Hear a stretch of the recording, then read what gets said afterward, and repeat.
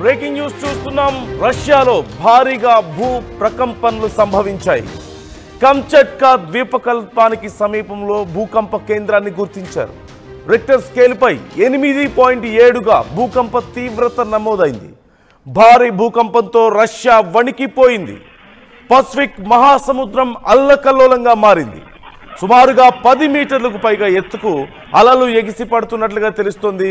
పసిఫిక్లో 20 కిలోమీటర్ల లోతులో భూకంప కేంద్రాన్ని గుర్తించారు.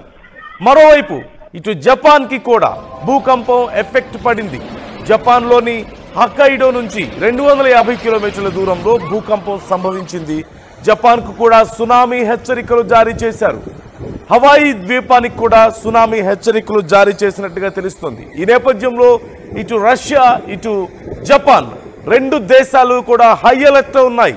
ఓవైపు 8.7 తీవ్రత అంటే భారీ భూకంపంగా చెప్పుకోవచ్చు. సహజంగా మన దగ్గర 5 నుంచి 6 తీవ్రతలో భూకంపం నమోదైతేనే, ప్రకంపనలు నమోదైతేనే మనం చూస్తున్నాం బిల్డింగ్స్ కూలిపోవడం, లేదంటే అక్కడక్కడ భారీ నష్టాన్ని చూస్తున్నాం. సుమారుగా 6 వస్తేనే. అలాంటిది 8.7 తీవ్రత అంటే భారీ భూకంపంగా చెప్పుకోవచ్చు. ఖచ్చితంగా సముద్ర తీర ప్రాంతాల్లో ముఖ్యంగా సునామీకి ఇంత భారీ భూకంపాలు కారణమవుతూ ఉంటాయి. అలాగే 8.7 తీవ్రత రిక్టర్ స్కేల్పై నమోదైందంటే ఖచ్చితంగా భారీ నష్టాన్ని మిగిల్చే అవకాశం ఉంటుంది.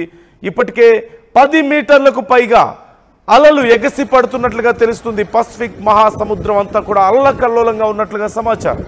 మరోవైపు ఇటు జపాన్లో కూడా భూకంప ప్రభావం కనిపిస్తోంది. జపాన్లోని హొక్కైడో నుంచి 250 కిలోమీటర్ల దూరంలో ఈ భూకంపాన్ని గుర్తించారు.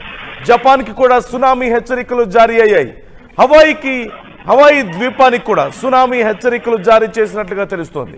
నిన్న మొన్నటి వరకు జపాన్లో వరుస భూకంపాలతో, సునామీ హెచ్చరికలతో ఎంత గందరగోళం జరిగిందో మనం చూసాం. అతలాకుతలమైంది జపాన్ అంతా కూడా. కొన్ని చిన్న చిన్న ద్వీపాలను ఖాళీ చేయించాల్సిన పరిస్థితి మనం చూసాం.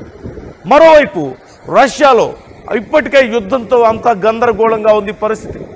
ఇలాంటి తరుణంలో ఇటు జపాన్కు మరోవైపు రష్యాకు భారీ భూకంప తీవ్రతతో భూ ప్రకంపనలు నమోదు కావడం, మరోవైపు సునామీ హెచ్చరికలు కూడా ఉన్న నేపథ్యంలో రెండు దేశాల్లో ఇప్పుడు హై అలర్ట్ ఉంది. ముఖ్యంగా జపాన్లో భారీ సునామీ వచ్చే అవకాశం ఉంది అంటూ అక్కడి నిపుణులు హెచ్చరికలు జారీ చేశారు. ఈ నేపథ్యంలో ఇప్పటికే జపాన్ అలర్ట్ అయింది. మరోవైపు భూ ప్రకంపనలతో రష్యా తీవ్రంగా దెబ్బతింటున్నట్లుగా తెలుస్తోంది.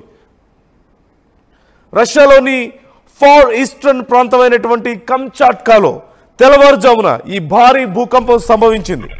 భూకంప తీవ్రత రిక్టర్ స్కేల్పై 8.7గా నమోదైంది. యుఎస్ జియోలాజికల్ సర్వే ప్రకారం చూస్తే సముద్రం లోతులో భూకంపం సంభవించింది. ఆ తర్వాత జపాన్, యుఎస్ ఏజెన్సీలు సునామీ హెచ్చరికలను కూడా జారీ చేశాయి. యుఎస్ జియోలాజికల్ సర్వే యుఎస్జిఎస్ ప్రకారం చూస్తే భూకంపం లోతులో సుమారుగా 19.3 కిలోమీటర్ల లోతులో సంభవించినట్లుగా తెలుస్తోంది. దీనివల్ల ఉపరితలంపై బలమైనటువంటి ప్రకంపనలు, సునామీ వచ్చే అవకాశం పెరిగింది. వార్తా సంస్థ రాయిటర్స్ ఇచ్చినటువంటి డీటెయిల్స్ ఒకసారి మనం చూద్దాం. భారత కాలమానం ప్రకారం ఉదయం 6:30 కరెక్ట్గా గంట క్రితం సుమారుగా 1 మీటర్ అంటే 3.28 అడుగుల ఎత్తు వరకు కూడా అలలు జపాన్ తీర ప్రాంతాలను చేరుకోవచ్చంటూ జపాన్ వాతావరణ సంస్థ ఇప్పటికే తెలియజేసినట్లుగా తెలుస్తుంది. అలాగే జపాన్ ప్రధానమంత్రి షిగేరు ఇషిబాకు పరిస్థితి గురించి సమాచారం అందించారు అధికారులు. ప్రభుత్వం అత్యవసర సమావేశాన్ని ఏర్పాటు చేసి సహాయక చర్యలు కూడా సన్నాహాలు ప్రారంభించింది. జూలై ప్రారంభంలో కంచాట్కా సమీపంలోని సముద్రంలో అనేక భూకంపాలు సంభవించాయి. వాటిలో ఒకటి 7.4 తీవ్రతతో నమోదైంది. అదే సమయంలో రాబోయే 3 గంటల్లో రష్యా, జపాన్లోని కొన్ని ప్రాంతాలకు ప్రమాదకరమైనటువంటి సునామీ తరంగాలు చేరుకోవచ్చంటూ అమెరికా సునామీ హెచ్చరికల కేంద్రం కూడా తెలిపింది. ముఖ్యంగా రాబోయే 3 గంటల్లో రష్యా, జపాన్లో కొన్ని ప్రాంతాలకు ప్రమాదకరమైనటువంటి సునామీ తరంగాలు చేరుకునే అవకాశం ఉంది అంటున్నారు. అంటే రెండు దేశాలకు కూడా సునామీ హెచ్చరికలు జారీ చేస్తుంది. దీంతో పాటు ఫిలిప్పైన్స్, మార్షల్ దీవులు, అలాగే పలావ్ మరియు దీవులకు కూడా తేలికపాటి తరంగాలు చేరుకునే అవకాశం ఉంది. అంటే ఈ వైబ్రేషన్స్ వెళ్ళే అవకాశం ఉంది అంటున్నారు. రష్యా ప్రాంతీయ గవర్నర్ మాట్లాడుతూ ఇప్పటి వరకు ఎవరు గాయపడలేదంటూ సమాచారం ఇచ్చారు. కానీ ఒక కిండర్ గార్డెన్ పూర్తిగా దెబ్బతిందన్నారు. ఈ భూకంపాన్ని దశాబ్దాల్లో అత్యంత శక్తివంతమైన భూకంపంగా రష్యా అభివర్ణించింది. తీర ప్రాంతాల్లో నివసించే వాళ్ళు వెంటనే సురక్షిత ప్రాంతాలకు వెళ్లాలంటూ వాళ్ళు కోరుతున్నారు.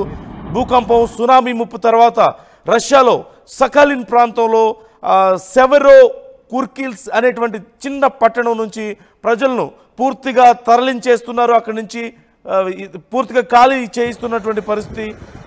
ప్రజలు అప్రమత్తంగా ఉండాలని, అత్యవసర సూచనలు పాటించాలంటూ, పుకార్లకు దూరంగా ఉండాలంటూ కూడా అక్కడి ప్రభుత్వాలు హెచ్చరికలు జారీ చేస్తున్నాయి. మరోవైపు మనం చూస్తున్నాం ఎలాంటి పరిస్థితులు అక్కడ సముద్రం దగ్గర ఉన్నాయో మనం విజువల్స్లో చూడొచ్చు. భారీ ఎత్తున అలలు తీర ప్రాంతాన్ని తాకుతున్నాయి. సుమారుగా 8 మీటర్లు 10 మీటర్ల ఎత్తు వరకు కూడా అలలు భారీ ఎత్తున ఎగిసి పడుతున్నట్లుగా తెలుస్తుంది. మరోవైపు మనం మ్యాప్స్లో చూడొచ్చు. మ్యాప్స్లో క్లియర్గా మనకు కనిపిస్తుంది ఆ రెడ్ మార్క్ ఏదైతే ఉందో అక్కడ భూకంప కేంద్రం ఉన్నట్లుగా మనకు సమాచారం అందుతుంది. 8.7 రిక్టర్ స్కేల్ మీద నమోదైందంటే అర్థం చేసుకోవచ్చు పరిస్థితి ఎంత దారుణంగా ఉందో. మనకి ఉదయం 6:30 అంటే వాళ్ళకి సాయంత్రం 4:24. 869 మైల్స్ ఫ్రమ్ యూజోనో షకులిన్స్క్, రష్యాలోని ఆ ప్రాంతం నుంచి 869 మైళ్ళ దూరంలో ఆ భూకంప కేంద్రాన్ని గుర్తించినట్లుగా తెలుస్తుంది. మనం చూస్తున్నాం ఒక రెడ్ మార్క్.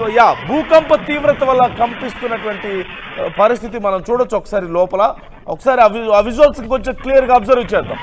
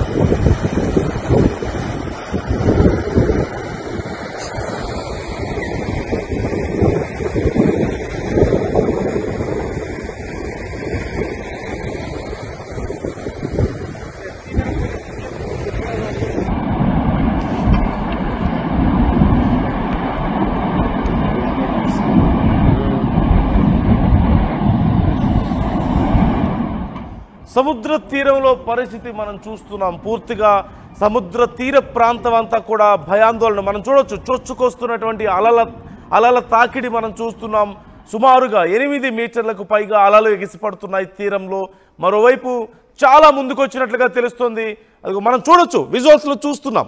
అలల తీవ్రత ఎంత దారుణంగా ఉందో మనం చూస్తున్నాం. 8 మీటర్ల వరకు భారీ అలలు ఒడ్డుకొస్తున్న నేపథ్యంలో, తీరం మీద ముంచుకొస్తున్న నేపథ్యంలో అక్కడున్న వాళ్ళందరూ కూడా పరుగులు పెడుతున్నారు. మరోవైపు ఇప్పటికే అధికారులు అలర్ట్ జారీ చేశారు. తీర ప్రాంతం అంతా కూడా ఖాళీ చేయాలి అంటున్నారు.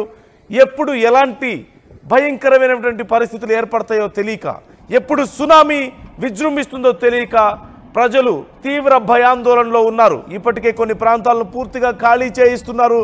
మరికొన్ని ప్రాంతాల్లో ఇప్పటికైతే భారీగా ప్రాణ నష్టం సంభవించినప్పటికీ కూడా కొన్ని ప్రాంతాల్లో చిన్న సముదాయాలు దెబ్బతిన్నట్లుగా తెలుస్తోంది. మనం చూడొచ్చు ఇళ్ళు, ఆ ఒక చిన్న సముదాయం అక్కడ కనిపిస్తుంది. సముద్ర తీరం వెంబడి అదంతా కూడా మునిగిపోతున్నటువంటి పరిస్థితి మనకు కనిపిస్తోంది. అలాగే అక్కడ సహాయక చర్యలు తీసుకునే వాళ్ళు, అక్కడ ఉండేటువంటి వాళ్ళు ఎలా పరుగులు పెడుతున్నారో మనం